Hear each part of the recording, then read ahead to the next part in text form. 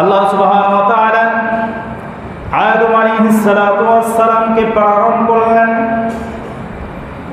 আদম নবীকে পাঠায়া আল্লাহ আমাদের জন্য দয়া করেন নাই।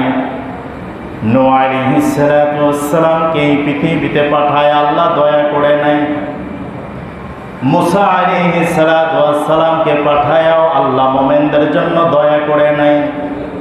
ইব্রাহিম ও খলিলুল্লাহ আলাইহিস সালাতু ওয়াস সালামকে পাঠায় আল্লাহ দয়া করে নাই। ইসমাঈল ও জবিরুল্লাহকে পাঠায় আল্লাহ দয়া করে নাই।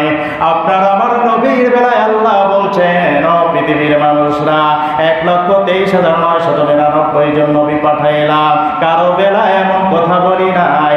শুধু একজন নবীর বেলায় আমি আল্লাহ এত জমাবের কথা বলেছি, যিনি হচ্ছেন মুহাম্মাদুর রাসূলুল্লাহ।